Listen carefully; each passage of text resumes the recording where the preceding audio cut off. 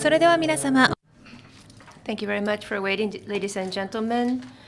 Art and science session feedback is what we would like to do now. I give it to the moderators, please.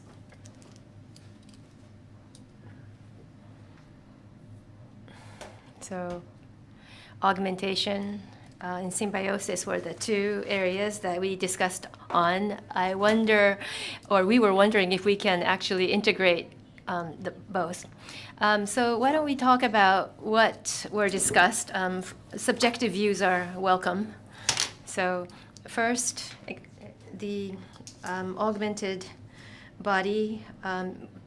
Mr. Joey, can you remember what was discussed there? Well, it relates somewhat to the morning discussion. It was some of it was an extension of the morning discussion. AI. Well, this is what Mr. Nekimoto talked about. Cyborg and robots. It branched into two. And cyborg is what you imagine. And there are people who thought of augmentation in that direction. So there's one group of those people. In our team, we're more of that type. But Dr. Nekimoto is more about visual and other senses. So at the end, we discussed in two different groups, separated, and prosthesis, body, and augmentation were what I was discussing in as a group. Now, I was interested in this, but we're expecting this Olympics and Paralympics in 2020, and towards that, those with disabilities, but there are augmented superhumans, and there's this flow or direction, and this is something that me and Victoria often talk about. When you look at sports, from Oscar Pistorius to actually, he actually in a way proved that people with prosthesis legs can run faster than healthy people. But non-sports athletes, of course, wearing prosthesis and are with disabilities. And Pistorius actually served as a model. Well, it was a TV program in the UK that aired this story about him. So from this continuum of or culture that covers those with disabilities all the way to superhuman people, I think this is really important for society, especially with the expected Olympics. Maybe we can do something in this area, and I thought that was a practical challenge that we might want to address. Okay.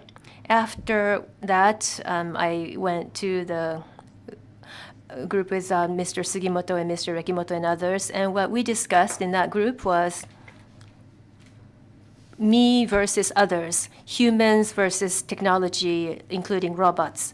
The boundaries, the lines between are blurred or non-existent anymore, and maybe the line between virtual and reality might disappear or is maybe disappearing. And that was quite impressive because when we're thinking in terms of reality, we're trying to mimic reality.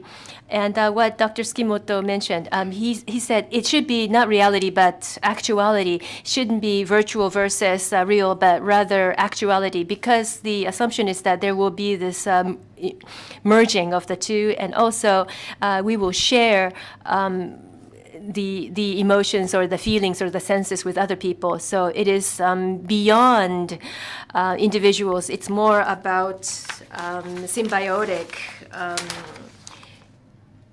senses. In other words, it's no longer the individual capabilities being augmented, but rather it's more about connection because of the disappearance of the demarcation line that creates a new world. And so that was the kind of concept that was discussed. And then we talked about what about bodily augmented body, and then what is the augmented senses. And so Mr. Kitano, you led that discussion. What did you discuss?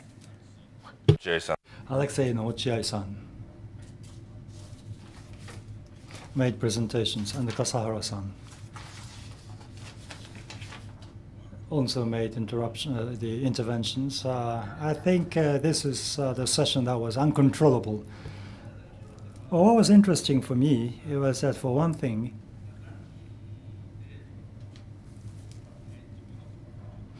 what should be defined as augmented sensibility instead of goods, but ecosystem.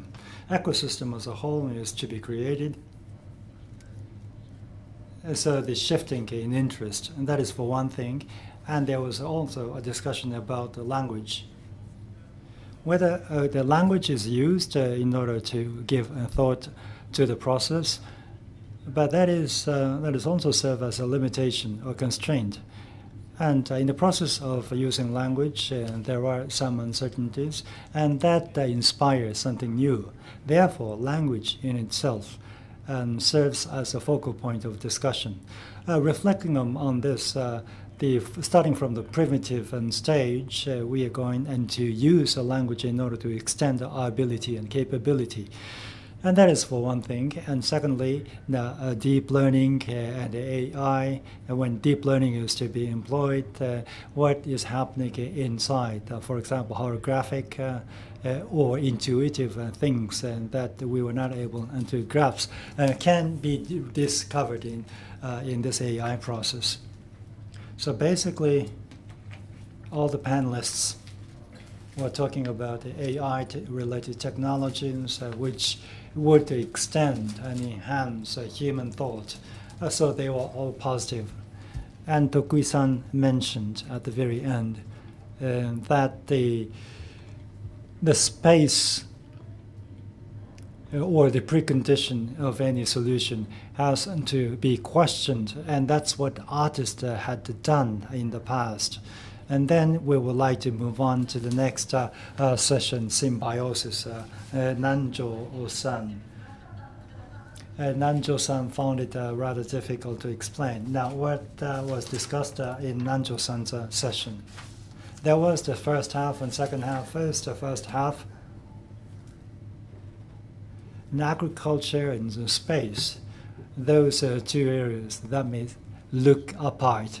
And those are the first topics we talked about. Now, from the viewpoint symbiosis, they are interrelated. Now, symbiosis in space, how to live in space, and how to do agriculture in space. And that's for one thing. And on Earth, how we are going to continue agriculture. They are interrelated. So when we start talking about space, and the space viewpoint is going to be captured. That means this is a closed system here on the Earth. How we are going to deal with that? That is the biggest task.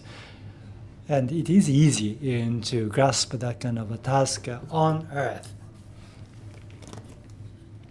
And for another, when it comes to space, well, people get excited when start talking about space. They are really into the discussion. And we discussed how come. Probably, in some sense, that everybody is given freedom to talk about, and then everybody can talk about dreams, and it stimulates human imagination. So, on the topic of space, a lot of people start talking about it. And well, we are also talking about agriculture and farming, and the limited environment on Earth and the limited resources and how we're going to survive through those limitations and constraints. The agriculture carries a value in that sense. Therefore, we were successful in talking symbiosis on different stages. And the latter half? Actually, in that latter half, things were connected, I thought, than expected. Nelly talked about nature, material, and city, how the process generates designs more naturally, but there's this balance. Well, it's hard to imagine, but he made a very beautiful presentation. And Rob talked about a network environment, the centralized structure in the United States, like the internet right now, in terms of culture and security. This is not good. centralized versus decentralized. We have these different systems, and striking the right balance is important. And I was in Paris last week. In Paris,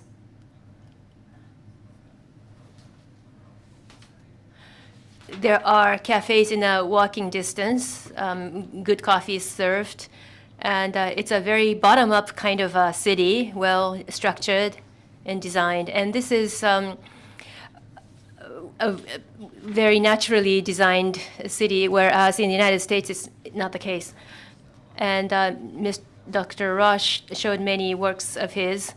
And people are designing many things, but these are very human but dirty looking. And things that are not clear to the eyes are actually shown as art forms. And Dr. Roche said, I am against that idea. But later, when we talked personally, he was saying to me that I wasn't really in opposition, but I thought it was not interesting if everybody was on the same page. And so he actually confided in me that he wasn't that different in his views. Science, material, nature, so one was one angle, and network, architecture, and also architecture, a provocative artist's perspective. All of these perspectives were there, but my impression was that they all had to do with symbiosis and the nothingness that has nothing to do with energy, and also complete chaos on the other extreme. I think the balance in between, that is actually in between, is very important for life forms. And is it a balance that comes from the top to the bottom, or is it balance between culture and technology? Well, I say balance, but this is really important. If it's a total good balance, that takes away the fun. It's not interesting anymore. And so I think Dr. Roche tries to make it a little bit of an imbalance to be off balance. It's close to the notion of wabi-sabi in Japanese. So you don't want perfection. Perfection is not good. You want to stimulate, destroy some parts so that it can evolve. I think that is an important aspect as well. And human beings, especially scientists, tend to, or their job is to simplify things. And not Einstein, but Einstein, well, people say that he said it, but he make things simple, but too simple is no good either, is effectively what he said. In other words, if you go too far in simplification, this is no good. But you have to simplify something a little bit, otherwise people will not understand. So that balance is important for anything that you look at. And this is what I felt as coming out of that discussion. Do you agree? What do you think? Maybe from a different perspective?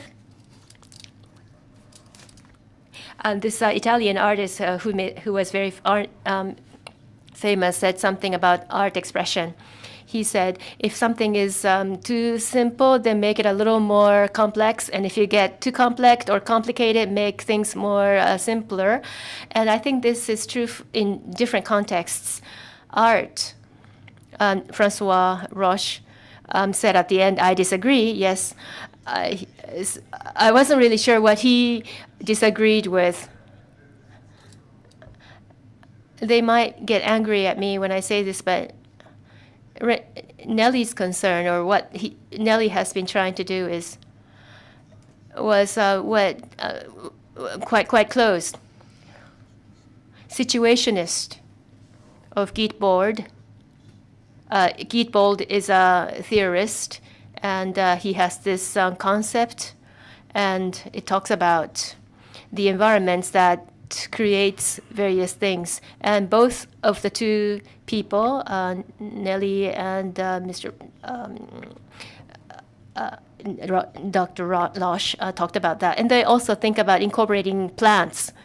And so architects are covering a large area. Some people just want to create something beautiful, or other architects might be focused more about working together with the community to develop something. So it's really wide-ranging.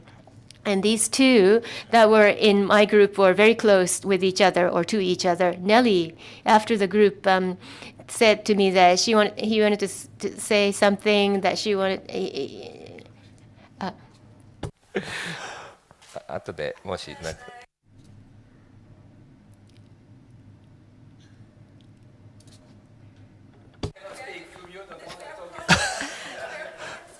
stop. そこで勝手に喋らないでください。そこで。Yeah, don't talk without the microphone. Microphone, please, because otherwise they cannot translate. I'm based in Speak Bangkok. slowly, please. I'm based in Bangkok. Is that okay? and he's based in Bangkok. Okay, thank you for translation. And I think it's correct English now. And it's true that we are condemned to emit, to make an emission from somewhere. So it's not the same, even if we have something similar with Neri, we could recognize, in fact, the fact that Neri produced from MIT, the fact that I produced from Bangkok, alterate vision, alterate state, produce a departmentalization, a regionalization from where you produce something. You cannot do the same philosophy in US or in France. Chomsky is definitively from US, and Debord is French. So in a dandyism attitude. So by the way, it means that our difference now, it's more from where we are talking. From where we are talking is infiltrating, infusing our own work to metamorphose the work in certain direction. Meaning that in the world, in the globalization, we have to recognize the zone of contamination. Yeah. And I would go all the way back to Hara-san's presentation. 最初の presentation. Yes, I'm switching back to Japanese. Going back to Dr. Hara's presentation in the morning, design and imperfection. He talked about or expressed very well the aesthetics, the notion of beauty in Japan. And Silk Road dumping ground is Japan, is what I said. He said something to the effect of pachinko machine, but U.S. is described as a melting pot of different cultures. It's almost like a salad bowl. It's actually different. It's not a melting pot in the United States, but in Japan, it's a melting pot. 40, 50,000 years ago from Siberia, people migrated, and 2,000 or 3,000 years ago, there were people coming from China or Korea, and many cultures came, and however, it's a pot where things melted and merged together, and it has been fully synthesized or well synthesized. Of course, there are differences in Japan, but when it comes to communication, 3,000 years is the time, 2 or 3,000, and then the melting has happened over a very long period of time. So if you focus on the time series, I think that would be quite interesting. You know, in the initial stages, curry, for example, first day it may not be so delicious, but second day, after boiling for many, many hours, then it gets more tasty. So I think it's the same for city planning or urban development. Okay, when we were discussing in the augmentation group, virtual, AI, I was wondering to myself, what people are so positive about living with AI or things that are virtual.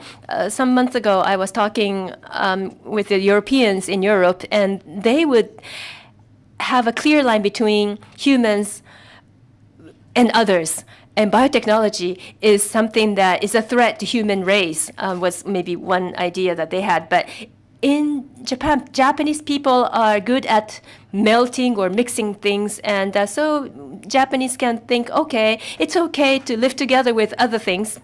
Maybe we worry too much. Well, nature and people. In Japan, it's not a conflict. In Europe, it's a conflict between nature and human race. So the relationship between humans and other things, it's like a dichotomy. Well, not a dichotomy, but they're in conflict. So internet of ability sort of things might emerge in the future. And so when people say no, then those things will not come and take root. But for things that people like, then those new things can come and enter our daily lives. Tomorrow we are going to talk about sharing economy in the session. One hypothesis here is that in natural environment, living in such an environment, German civilization without any cultivated fields and no cattle, so they're all living in the pure nature, and things are given to them in the environment. And then herding the cattle, raising the cattle, they belong to the human beings. And the human beings in such an environment have to define themselves top of those slave cattle. And then land is going to be owned by owners. But in the case of the Japanese context, Satoyama, for example, is believed to be part of the nature. And so citizens themselves belong to the part of the nature, starting with the shepherds, and in the Japanese, in the American context, there is a very strong identity of human beings. Human beings have to stay on the top.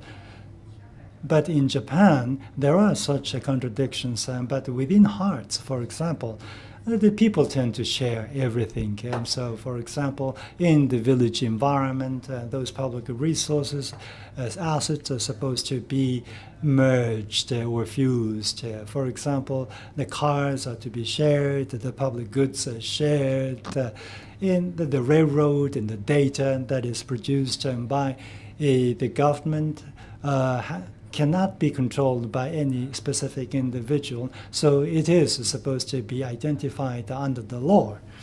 Going forward, I think looking into the future outlook in terms of economy or autonomous and driving, I don't think that the cars are going to be owned by people. Now, I think Japanese traditional culture is in the good alignment with that kind of a culture. And so the traditional culture can be retrieved for revival.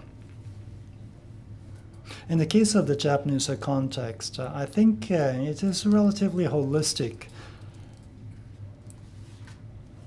Very holistic approach is taken. That means a human-centered and not human-centered structured approach. Human beings are considered as part of nature. Now, we were talking about the theory of evolution in the previous session, and animals and human beings. It is not a matter of which are superior. It is just a matter of ecological notch. Human beings are not superior to other animals. And there was such a consensus in the previous session.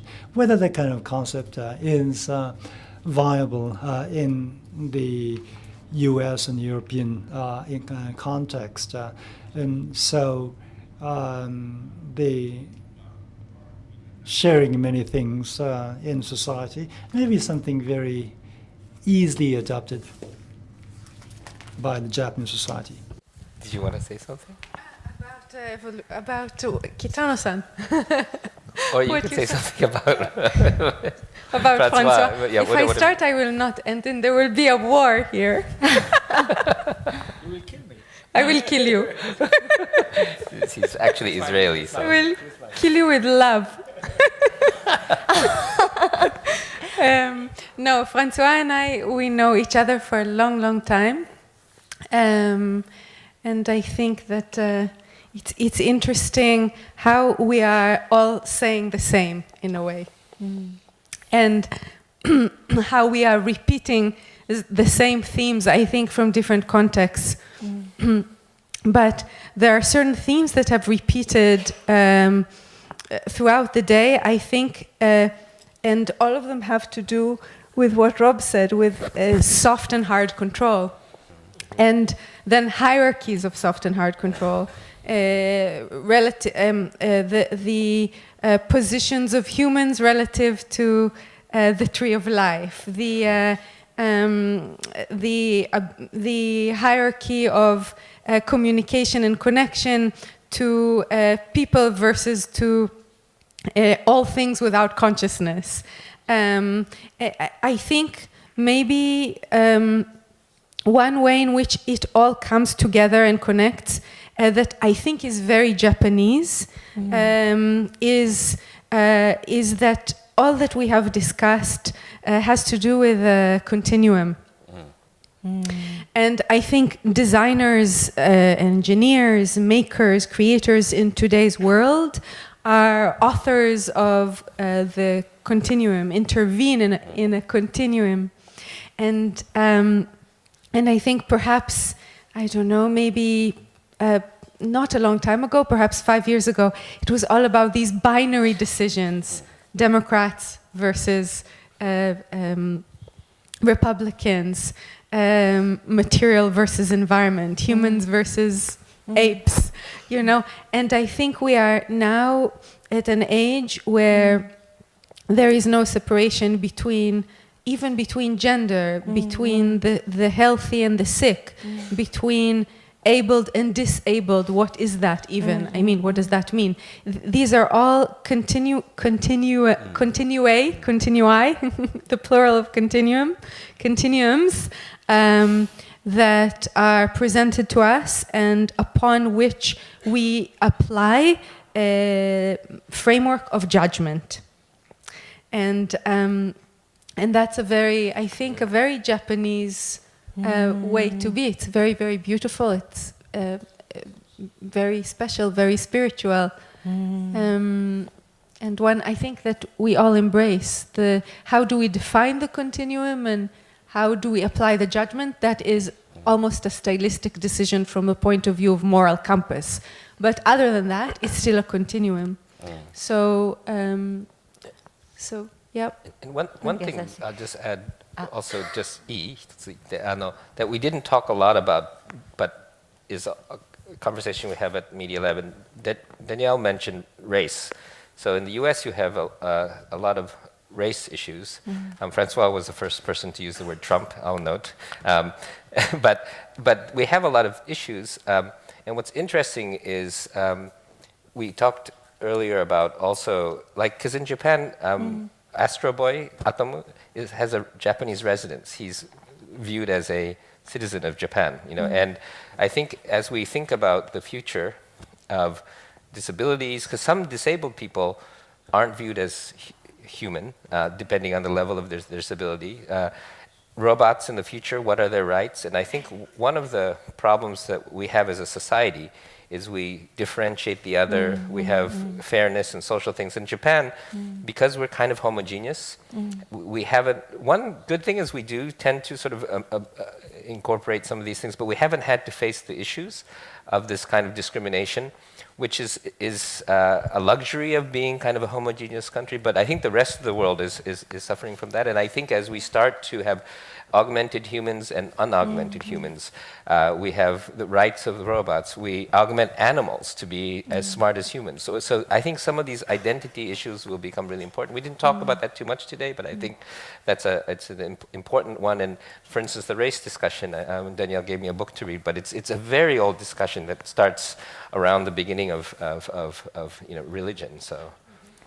じゃあ、ジョイさん、あと2分なので、今のことを So 2 more minutes. Would you please repeat what you have mentioned in English and in Japanese? Whose presentation was it? I think Kishimoto-san's presentation on sapiens.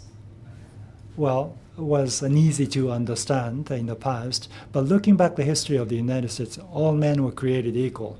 But women and the colored people were excluded, and the handicapped people were not treated as humans even today.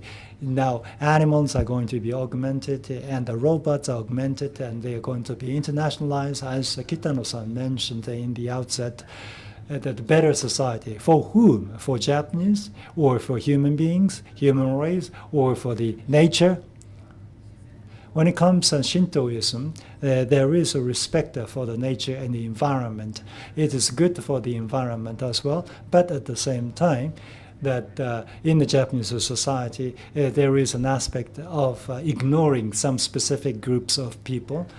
Therefore, diversity is going to be guaranteed in order to enhance sensibility. Now, I think that is supposed to be the biggest issue on this topic of augmented body and sensibility.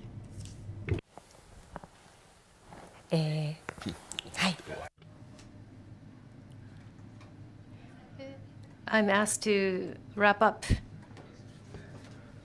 The enlightening centuries was a period of France during after the Revolution, French Revolution, but I'm not talking about this. Was mainly obsessed about the coding coding the natures, and by the way, to create a differentiation through science about what is artificial and what is natural, and in a way establishing everything artificial in the way to control and to make the opposition between vitalism coming from natures and rigor or analyze coming from the artifice. And it's pretty interesting that now we are renegotiate what we call the natural contract. It's a contract. The contract of enlightening centuries was obsessive in terms of making the science as a primer, as a premiere of every way of thinking, of every hierarchy of meaning. So now we have to negotiate this monism in philosophy, which is called the monism, meaning that we are a part. We are a part of the social contract, we are a part of the natural contract, and by the way, what we could do, we consider ourselves as a part of the beast and a part of the animal. So as a part in Bangkok, there is 17 genders. It's not innocent, so we don't know anymore to qualify and to disqualify, by the way. So if we don't qualify, we don't disqualify, and we requalify everything. It's something which is pretty interesting in technology. So, and when I'm talking about the deterministic, it's true that producing from MIT, you have the obligation of something which is coming from the post-hygienism. The production has to be accurate, deterministic, extremely well described, extremely well analyzed, because there is a heritage of the cybernetic. And choosing Bangkok voluntary to emit, in fact, I could negotiate something from Bataille, the Parmodite, which is something, or the eyes of Bataille, something which is making more human in terms of the balance of caressing and disgusting, caressing and repulsing, making this ambivalence. As this ambivalence is talking directly, like Bataille, Georges Bataille is talking directly of the natures of the human.